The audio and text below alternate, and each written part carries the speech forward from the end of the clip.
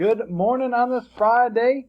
Hey, I know this title says future tense verbs. To be honest with you, we're kind of wrapping that whole thing up. And I know it's a Friday. We got the weekend staring us in the face. This is a tough assignment. Not tough that you can't do it, but what I'm trying to do is get your whole knowledge of verbs involved here. It's a lot like Wednesday's assignment. Not a lot, kind of like Wednesday's assignment, where you got to have all your verb tense knowledge. That means past, present, and future. And I know you saw this picture yesterday. We're really focused here. But you got to understand the different tenses. Okay, I know some pictures will help, which we're not going to have a lot of pictures, but the man built the chair. You can see it's already done, so it's already in the past, right? I know we don't have an ED, but there's no such word as the man builded. It's not a word. Built, right? The man is building a chair. That's present tense, and the man will build a chair. That's future tense. You got to know the difference. Here again, when it says, what did you do today? I washed my hands. You can tell here by the ED that that's past tense, right? Or past time. Now, again, just a whole review because we're going to need it for today's assignment. Present means the action's happening right now.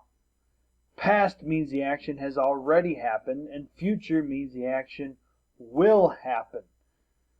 You can look at the word a lot of times for the clues. With the present tense, you gotta have the subject and verb work together. A lot of times the subject is a noun and does not end in S. The verb will. The bird flies through the sky. Who did something to the bird? What is he doing? He flies. It's happening right now. Here's a past tense verb. Notice it all ends in ED. That is the clue to show it happens in the past tense and has already happened. They clapped. She tried. The band played. That means it's already happened. And future has the will. Always the will. Always the will. Whoever did something, we. What will we do? Will awaken. At 6 a.m. Ooh, that's tough when you get this pesky alarm clock there, right? Will awaken is the full verb because it has to have will with it to make it future tense. So here, my folks, is the assignment. Now, to make it easier, they did underline the verb. So you don't have to find the subject and find the verb, but you do need to label it, whether it's present, past, or future. I'm going to encourage you, if you're really getting stuck with it, rewatch this video. Look through your book, about pages 104 through 108. Or look at this chart here. This kind of helps you with the different tenses or times, and this shows you a lot of the clues that you can look at there. But, again, notice that it underlines it, and you need to label it. So if you see the will, guys, if you see the will, that's almost every time you know that it is going to be future tense. Okay, if you see the ED, that generally means that it's past tense. Now I'm going to point out a couple here. I really want to focus on number 7, and I want to focus on number 12. Here's why. I guess I'll give it to you. They're past tense, but there's no ED. Let me explain why. You can look for clues. It says, last week Mr. Kamal found many empty boxes. Well, first of all, this last week should help clue you that it's in the past. You say, Mr. Parker, there's no ED. Say you're right. There are some, what we're going to go through next week, what we call irregular verbs. I mean, they don't always follow the rule, and here's the reason. You might be able to figure out that the base verb here is find, right? There's no such word as last week Mr. Kamal finded, right? It's found. Yes, it's weird because it goes from find to found, but that's the correct past tense verb. Again, I know it doesn't end in ED, but it is past, and this last week can help you too. Let's focus on number 12 again.